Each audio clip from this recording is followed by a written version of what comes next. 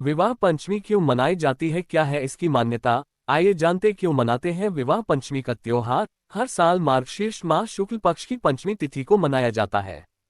ये पर्व मुख्य रूप से उत्तर भारत में बड़े ही हर्षोल्लास के साथ मनाया जाता है। ऐसी मान्यता है कि भगवान राम ने इसी दिन शिव धनुष तोड़कर राजा जनक की पुत्री सीता को अपनी अर्धांगिनी बनाया था। इस दिन मंदिरों में विशेष पूजा पाठ किए जाते हैं।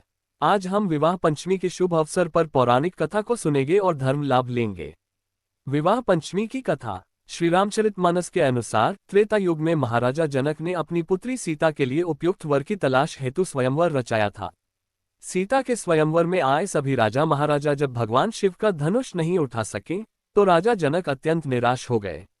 उन्होंने अपनी वेदना व्यक्त करते हुए कहा, धिक्कार है ऐसे बल को, धिक्कार है ऐसे पराक्रम को, धिक्कार है ऐसे यश को और ऐसे पुरुषार्थ जो धर्म बल और कीर्ति का मान रखते हैं, वे भी इस धनुष को उठा नहीं सके।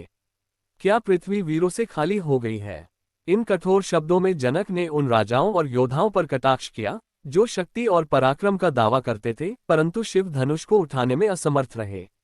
माता जानकी अपनी कुल देवी गौरी मैया को स्मरण करती है और मन ही मन श्री राम को वर मान लेती है और गौरी मैया से श्री धनुष को भंग करे ऐसा वर मांगती हैं। जिस समय महाराज ने कठोर कहे तब लक्ष्मण जी क्रोधित होकर कहते हैं, महाराज जनक आपने ये कह दिया कि धरती वीरों से खाली हो गई। महाराज जनक, जिस सभा में रघुवंश शिरोमणि बैठे हों तब इस तरह की कहना शोभा नहीं देती। तब श्री राम धीरे से इस सारे में शांत हो जाओ भैया लक्ष्मण और बैठ जाओ। तब प्रभु श्री राम मुस्कुराते हुए गुरु की ओर देखते हैं और तब गुरु वाशिष्ठ श्री राम से कहते हैं, उठहु राम भंजहु भवचापा, विधि बस काजू आजू सबू थापा।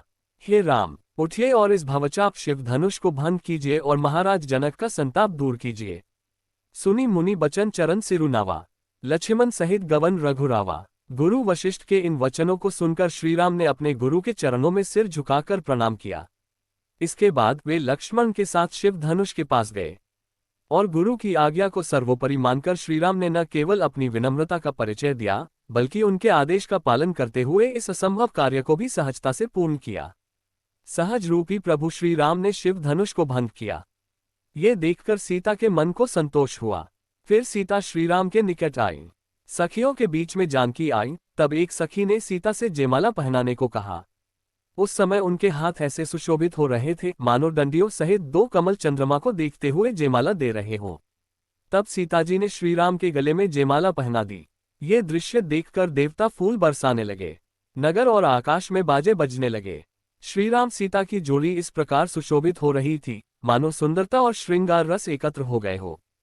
पृथ्वी, पाताल और स्वर्ग में यश फैल गया कि श्रीराम ने धनुष तोड़ दिया और सीताजी का वरण कर लिया। इसी के मद्देनजर प्रतिवर्ष अगहन मास की शुक्ल पंचमी को प्रमुख राम मंदिरों में विशेष उत्सव मनाया जाता है।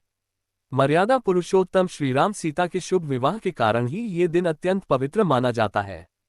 भारतीय संस्कृति में राम सीता आदर्श दंपति माने गए हैं। जिस प्रकार प्रभु श्रीराम ने सदा मर्यादा पालन करके पुरुषोत्तम का पद पाया, उसी तरह माता सीता ने सारे संसार के समक्ष पतिव्रता स्त्री होने का सर्वोपरि उदाहरण प्रस्तुत किया। इस पावन दिन सभी को राम सीता की आराधना करते हुए अपने सुखी दाम्पत्य जीवन के लिए प्रभु से आशीर्वाद प्राप्त करना चाहिए। आपको ये श्री राम विवाह पंचमी की कथा कैसी लगी? लाइक कीजिए और कमेंट कीजिए और चैनल को सब्सक्राइब अवश्य कर दीजिए। जय श्री राम।